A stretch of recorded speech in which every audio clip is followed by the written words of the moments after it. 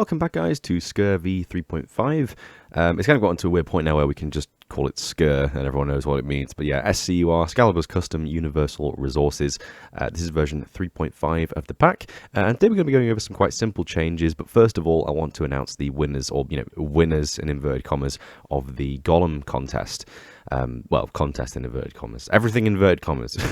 But yeah, as you can see here, we have all different variations for all of the different golems per village. So we have swamp, spruce, desert, ice, jungle, and also savanna. I know this one should really be called snow, but I just, snow golems are the little dudes, so we'll call him an ice golem. It sounds much cooler, sounds much more intimidating. So yeah, if you haven't seen the recent video, I actually did a community outreach where I asked people to design a different skin for each biome for each of the golems. And people actually came back with some skins. So we had a Swamp Golem skin from Zartrix. I'm just going to get the list up here because I actually closed it. We have Spruce from Ender Squid. We have Ice from Con. We have the Desert Golem from Suddenly Jam. And then we have the Jungle Golem from John Sir. And then I designed the Savannah Golem just to fill in the gap there because no one submitted one. And I also had a really nice idea to give him the red sash. And I think he looks pretty neat. So there we go. So yeah. So the story with these golems is that every single one that was submitted was very good, but very different. And obviously with SCUR, one of the things that we are trying to keep to is sort of like a standard theme which runs universally throughout the pack. So everything looks like right together, if that makes any sense. Now, yeah, as much as I would love to kept every single one of these skins in the game as it was, maybe just tweak the eye color because they all had different colored eyes. The only one that has different colored eyes, by the way, is the ice golem. But you should see how it looks with red eyes. It looks wrong. It looks wrong with red eyes. So that one's allowed to have blue eyes. But yeah, I wanted to keep them all the same as they were. But unfortunately, if you were to line them all up next to each other like this, they would look terribly different. And they were all very, very good in their individual ways. But as a kind of collection, no. Which is fine, because you guys didn't design them all together, you designed them individually, and that's what you'd expect from different design minds. So what I did was I took elements from every single skin that was submitted and designed a single skin for each village biome, and here is the results we have. So Zartrix originally submitted 2 golem skins, one of which was sort of like closer to the iron golem, with like mushrooms coming out of the chest plate, and they were actually 3D models and they looked incredible. And we also had a secondary one which was sort of more green and more mossy, and what I've done is sort of combine the two together there by having the skin be a little bit closer to the original with this sort of like green murky over it, like it's been in some swamp water or something, and then having all the green different stuff covered all over it. I love the blue flowers. I must say I really love the blue flowers, because if any of you don't know, the blue, there it is, the blue orchid. This thing spawns in swamps all the time. So having it cover the golem skin makes loads of sense. And then obviously seeing this, I got the idea to have the plant on the biome be the plant on the golem be biome based. So obviously with the iron golem, we have this sort of green moss with the daisies, and then with this guy, we have the darker green moss with the blue orchids. And I just think it looks absolutely fantastic. It fits the golem so well to have it look like this. And yeah, originally I was going to be hesitant about having them with clothes, but obviously, as you can see, it just suits it. It just suits it really well. And of course, I went on to design the Savannah Golem, which has the most clothing of any of them. So there you go.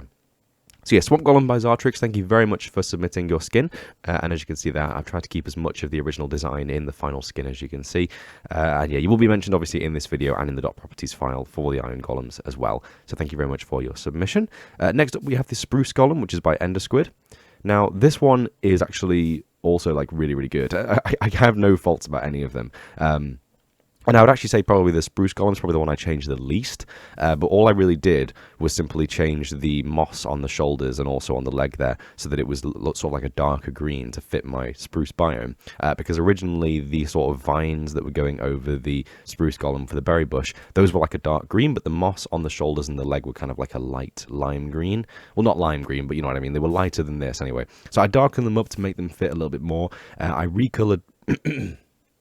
Excuse me, I'm still ill. I recolored the underneath of the golem skin to be a bit more grey. As you can see there, it's got some sort of like grey lines going across it, as if it's rusted almost a little bit. And then I added some larger berries from the berry bush covering him as well. So you can see he's got some larger berries all over him, which I think look really, really good. They actually suit him so well. Like, I think it looks really cool having the little tiny berries, and then the berries that have been copied over directly from the berry bush itself on him as well. So there we go, we have the spruce golem. Again, eye color change because they, they all have the same eye color apart from the ice golem.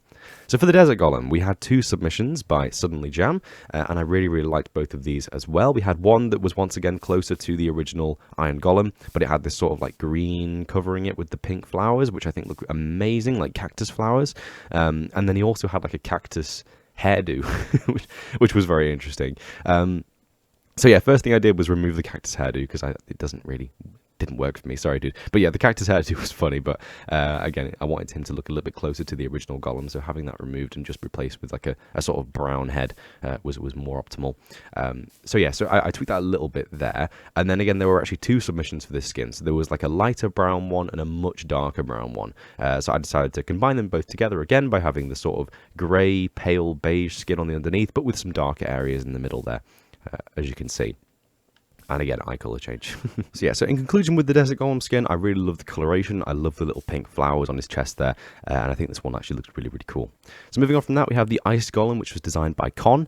I don't know if you have a longer name, Con, but you just seem to be listed as Con, so there we go. But yeah, the Ice Golem was probably the most different of all the skins to start with. It was hugely, hugely different. It had sort of like brown twigs on it, I think, and sort of like darker blue areas and lighter blue areas. So what I did was I basically took the entire shape of the skin. I kept the sort of like icy overlay that goes over his middle section and the legs, and then the top torso and the arms. I kept that the same, and then just kind of changed the color of it a tiny bit to be closer to my packed ice texture, so that it sort of looks like he's made of ice, because he's an ice golem. I really like this one, to be honest, but yeah, ice golem. And then I sort of edited the underneath of the skin so it looks a little bit better.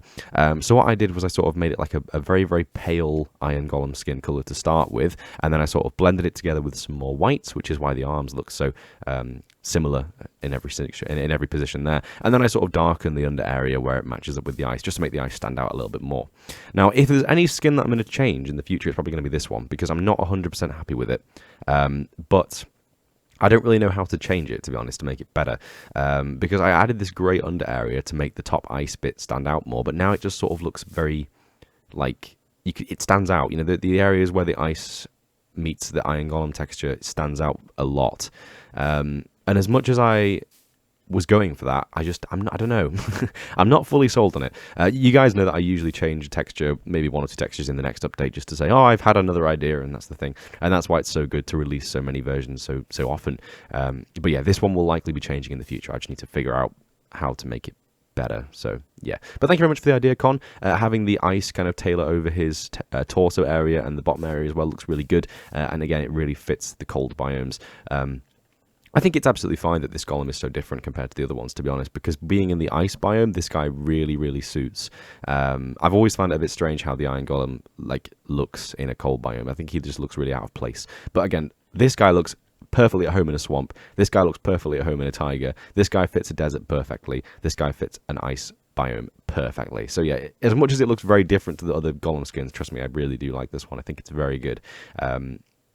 I think I just had the idea. This is the thing, I just had the idea. So you see here on his arm how it's got the grey sort of going down a bit lower, but the grey is separate to the snow there, so that you can't see that it's sort of separating any snow. I could just add grey that comes further down his arms and torso, and that would probably fix the issue I'm talking about. This is why we have multiple versions, guys. It takes me ages to figure stuff out, and I usually figure it out when I'm actually showcasing the things, because this is usually the longest period of time that I'll actually see them in game for.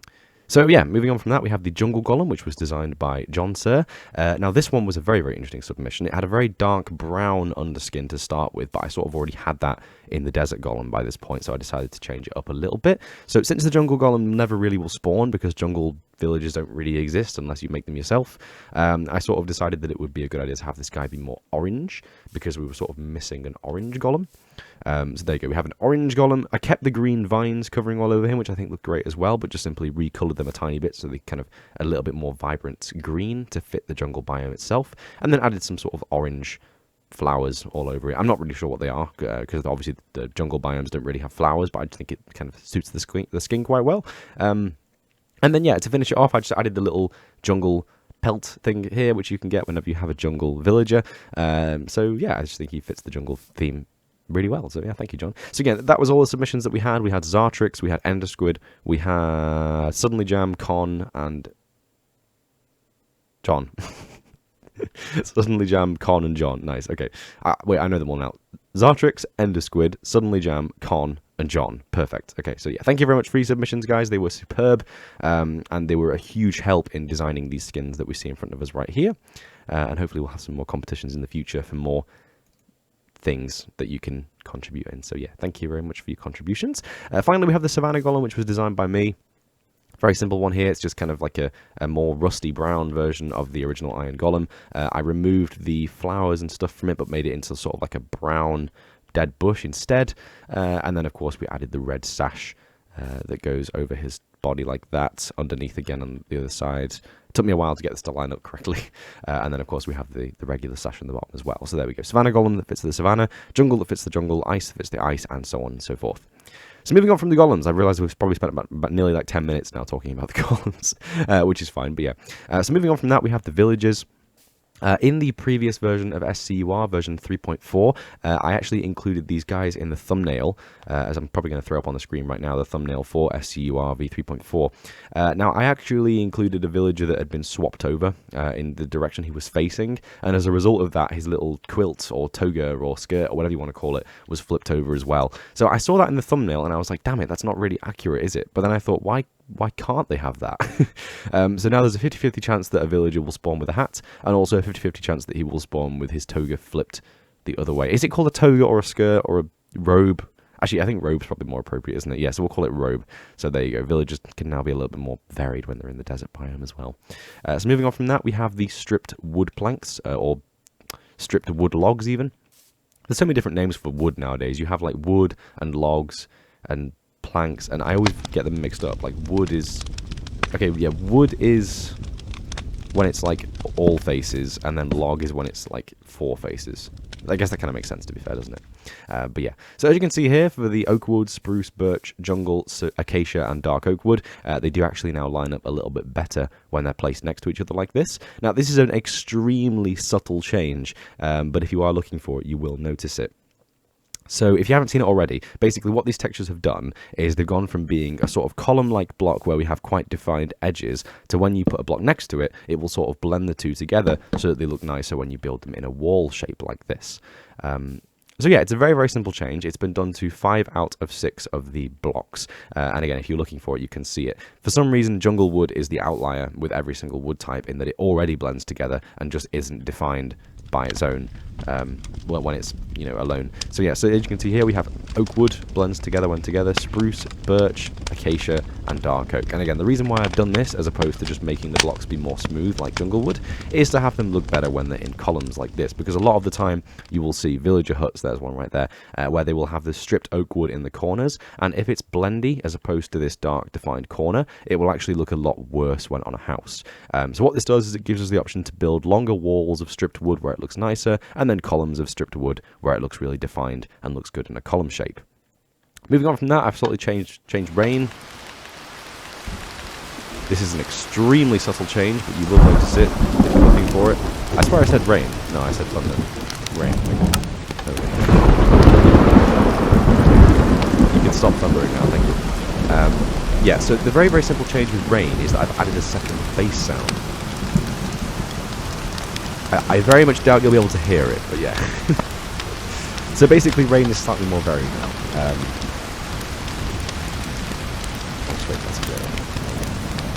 And in addition to the additional bass rain sound as well, we now also have a number of different variant sounds as well.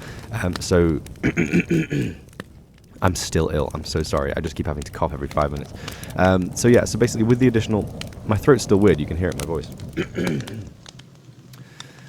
Okay, there we go. Yeah, so in addition to the new bass rain sounds, we also have new drop sounds, and they also have been weighted differently as well.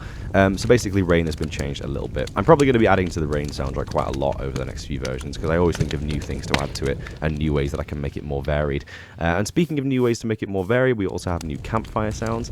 In addition to the 4 campfire sounds that are in vanilla, we also now have 4 additional sounds that are custom sounds, basically.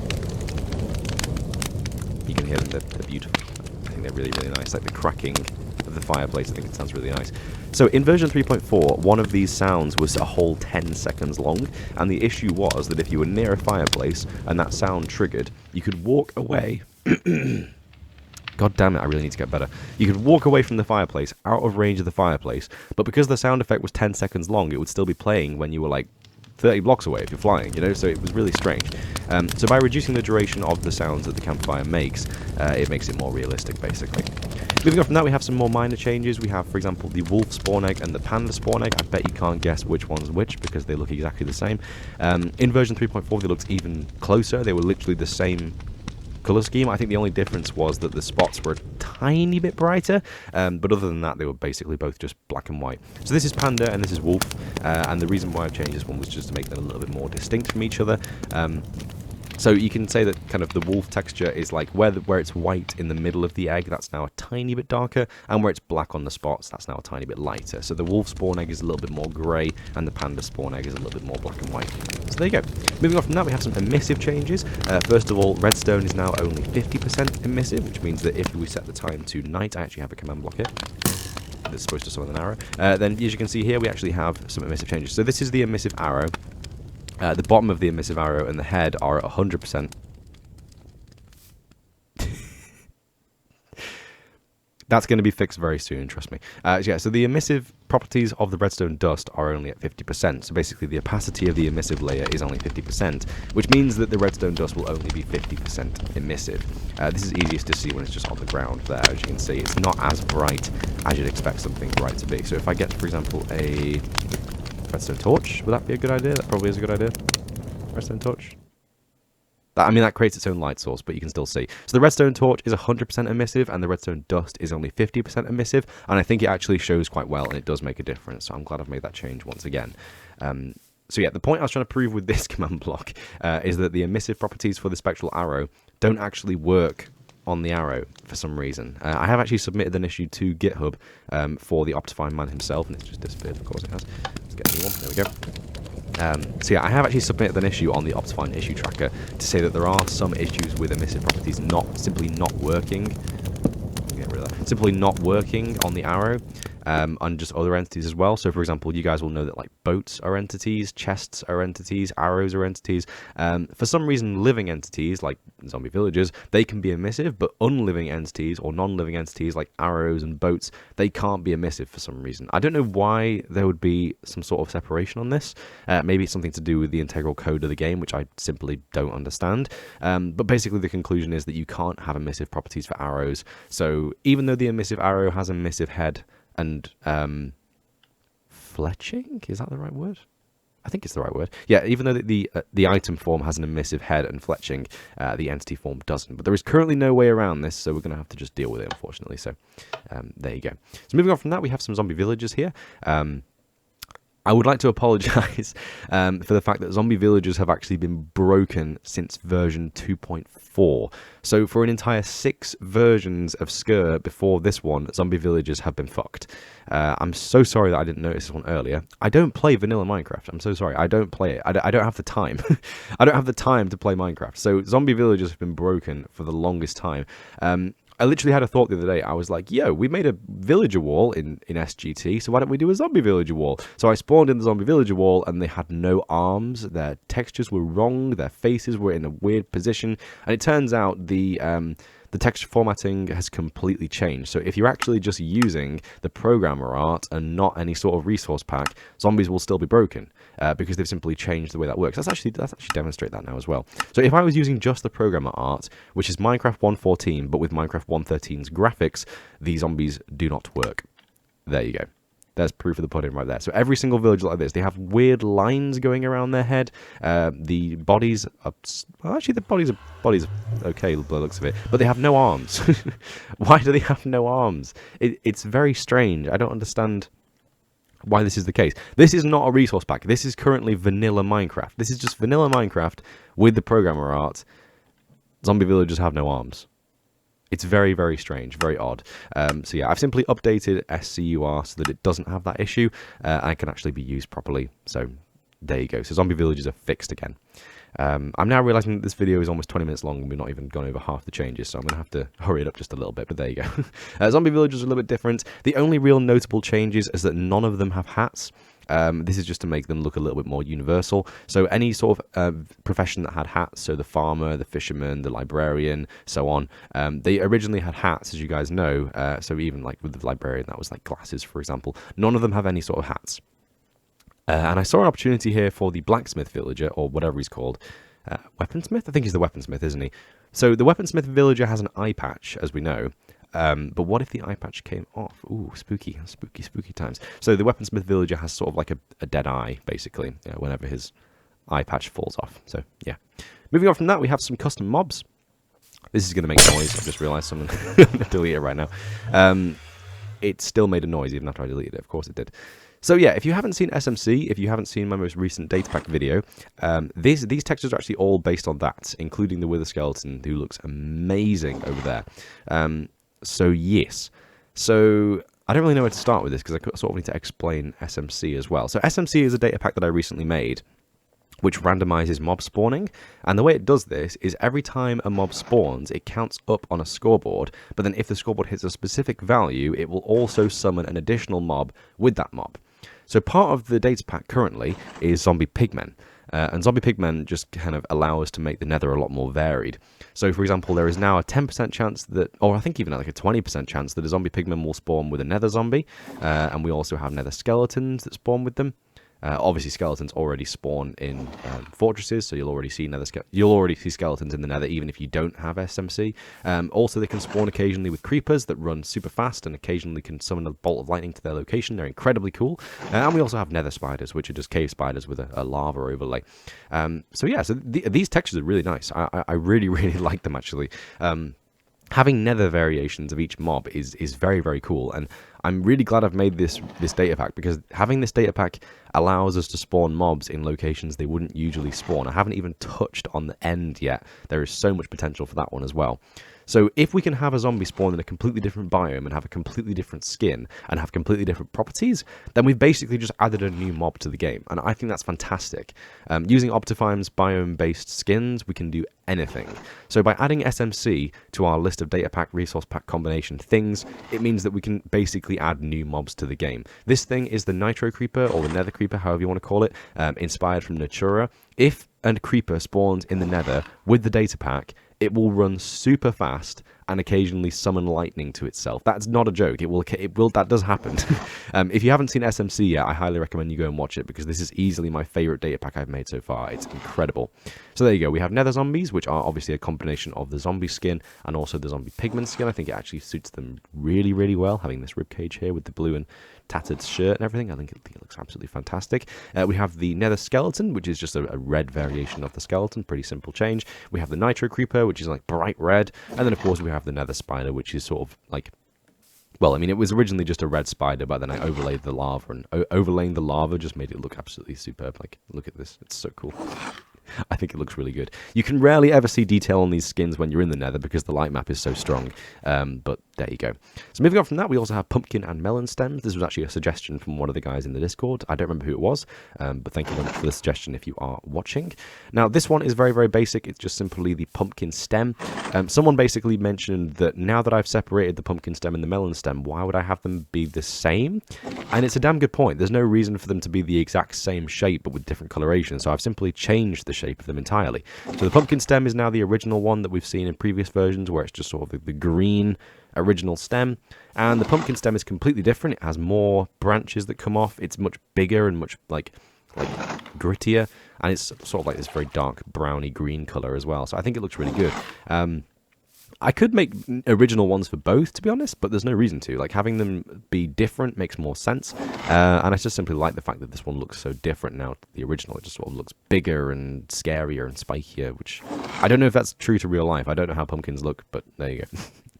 We also have the Overworld Skeleton. Now, this is a very interesting change. Skeletons that spawn in any... wither skeletons, I should say, that spawn in any biome other than the Nether now have this really, really cool animated skin. I've never done an animated skin before, but I've known for a long time that it is possible. I've just never really thought of a good way of doing it. And this is still the only good example I could really think of. So someone basically gave me the idea, and this was actually Jacob Mushroom in the Discord group. I'm not sure what your real name is, Jacob, but thank you. His name on Discord is Jacob with a little red mushroom, so thank you for the idea. But yeah, so this guy gave me the idea of changing the wither skeletons a little bit. SMC added the ability to spawn wither skeletons in the overworld as a 1% chance of spawning with regular skeletons. And originally I just released the pack with them having, you know, the regular wither skeleton skin. But then someone had the idea, if wither skeletons spawn in the nether black because their bones are sort of like charred because of how hot the nether is, then wouldn't they start like melting back into their previous form when they're in the overworld? Maybe, I don't really know. It doesn't really make much sense. It honestly doesn't make much sense at all. And it doesn't make any sense that they look like netherrack underneath. But as you can see here, I've kind of deleted parts of the wither skeleton skin in various places and replaced it with the texture for magma blocks. If I get the magma block, you'll see the comparison in just a moment. So yeah, it's pretty obvious, but there you go. An idea that I had maybe was to change the red of the magma to be grey, so that it looked like he was sort of melting back to a grey texture. I might still do that, but I love the way this looks. The colour scheme is so nice, like this black, crimson and orange yellow. It works so nicely. So if you ever see a wither skeleton spawn in the overworld, it will now look sick. It will now look absolutely sick. I love this texture. It's fantastic. I want to make an entire skin based around this texture scheme. It's amazing. Moving on from that, we have bells. Bells have been changed just slightly. Well, I say just slightly. They've almost been completely changed. I need to cough again. Bear with me. Okay, we're good. So yeah, bells have been changed completely. That guy's going to make loads of noise. Bells have been changed completely. Bells have actually kind of escaped my wrath for the longest time, because they actually had an entirely different texture to the gold block. If I get myself a gold block. The gold block has, of course, changed in more modern versions of Minecraft, and it makes sense that they would change the gold bell to sort of suit the same texture scheme as the gold block. So what I've done is I've simply reverted the gold bell to sort of look like my version of the gold block, which is the old school gold block, and I've changed the texture to have the same kind of color scheme, and I've also changed the model data so that when the bell is standing on its own like this, it will have dark oak for the arms, and it will always have like a grey andesite texture for the connecting block as well. So if, for example, if we get the one that spawns in between blocks, you can see it has the grey texture there. Or, of course, if it's just connected to one block, it will have the grey texture there as well. So, yeah, bells are actually really interesting. I've never experimented with the bell texture before. I've never actually experimented with the bell texture before, so it's sort of like, it's interesting to see how it works. It literally is just a model that calls for the block texture of a block here, and, of course, has the bell sort of entity texture in the middle. And I guess the reason why the bell is an entity is because it can move like that. So yeah, because it can move, it sort of has a different texture. Yes. So onwards. Right.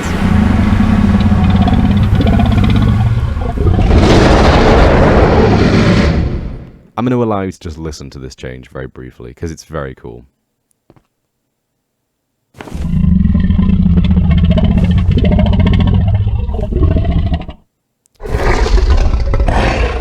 Yes, the Ender Dragon sounds very fucking cool now. I've wanted to change the dragon sounds for a while, because he always sounded very pathetic and very sort of like lifeless, which was always a bit shit. So yeah, the Ender Dragon is really, really cool now. Like the way he sounds is so cool. He just sounds like, and you will occasionally hear deafening roars as well. Deadass just stopped me from speaking. So we've not only changed the... He's very aggressive. We've not only changed the raw sounds, but also the fireball sounds. So if I go to survival mode, we're going to hear him shoot some fireballs at me, and they're going to sound very cool as well. There we go, that was one, but it hit the column, I think. So we'll wait for him to try again here. There you go. So he sounds very cool. So when he sort of like, there you go. When he sort of fires a fireball, he sounds so aggressive. I love it. Careful, dude. Oh no, he's fine. Wait, do they take damage from that? Yeah, they do. Yeah, they do take damage from that. Yeah, so I've sort of changed. Oh, John, this is going to annoy me now. Hang on. You've heard enough. You've heard enough of this bullshit. Boom! No, come on. Boom! No, come on. Come on, dude. Please, just eat my fist, please. He's so fast. I kind of like that about the dragon. He's fast. Really? No, you ain't, no. You ain't getting away from me. I just gotta follow him for a tiny bit and then... No! It's so annoying. You don't know where the hitbox is. Die.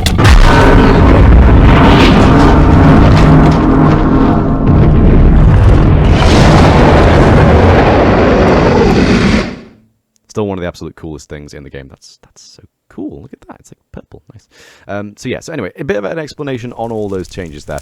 Basically, the Ender Dragon sounds very fucking cool now. He sounds obviously like really, really aggressive and really kind of dragon-like, as opposed to the very basic like flapping sound and just like a meh. So yeah, he sounds much cooler now. Basically, I wanted to make the dragon more intimidating. It's kind of a meme within the community that the Wither is like 10 times as frightening as the Ender Dragon, and the Ender Dragon's supposed to be the, you know, quote-unquote final boss of the game. So I wanted to make him a little bit more aggressive sounding, since I can't really change the way that he plays, or she plays. I guess it's supposed to be a she, isn't it? I've no idea. But yeah, so basically the Ender Dragon now sounds a little bit more intimidating. Unfortunately, I can't make it more intimidating, but I can make it sound more intimidating, so there you go. So yeah, so the dragon sounds much cooler now. So yeah, basically the number of changes that we have are the sound that gets made when it fires a fireball. So that is sort of like a firing magic sound combined with the original firing sound that the dragon has. And of course the raw sounds are just 4 original raw sounds taken off of like compilation videos of like mythical creatures on YouTube. So I searched through quite a number of videos to find really good ones that fit it very well, and I might even be adding more variation to that in the future. I've also thought about adding sounds to that which are just blank, so that it roars less often, because currently the dragon is a little bit annoying because it roars like every 5 seconds and it's deafening. So if you have sort of like, you know, equally as many sounds in the sound pool that are just blank, it'll basically mean that he roars half as much, which is probably going to be better. So in a future version, I might actually change the sound pool so that he roars less, because now it's really loud and really cool, but also really annoying. So yeah, so a few more changes that I wanted to note, which I can't really show you in this little demonstration here that we have in version 3.5, are the splash particles that you get whenever rain comes down have been updated. I actually can show you those ones. Hang on. Yes, so the little particles that you see on the ground, the little rain particles, for the longest time they have been like a really dark blue that didn't fit the rain, but now they've been changed. So basically rain particles, when they hit the ground, the little splashes that you see, they're actually the right colour now. So that's the problem in the game for quite a while. The villager skin tone system has been completely changed. What it was before was that villagers had one of 4 skin tones that they could have, and it was more likely that they would be darker skinned if they spawned in a hot biome, and more likely that they would be lighter skinned if they spawned in a cold biome. I've simply changed... Bloody hell, I'm so ill, excuse me. I've simply changed that once again, so that it's kind of now entirely based on what biome they're in. So the way that the skins actually work is that if they're in a hot biome now, they will have a much darker skin with an equal amount of each colour scheme for the eyes, so equal for blue, hazel, brown, and green for the eye colour. If they spawn in like a regular biome, like, you know, plains or swamp or something, they'll have just the regular skin tone, which is this one right here. And then if they spawn in the cold biome, then they will have the very, very pale, white-skinned villager tone as well. So basically the skin tone for the villagers is now completely biome based, and there are 3 variants, and they actually have different coloured undergarbs that they have as well, based on their colour scheme. So for example, the regular villager ones will have just kind of a grey undergarb, the hot villager skins have a white undergarb, and the cold ones have a brown undergarb. You can rarely see that.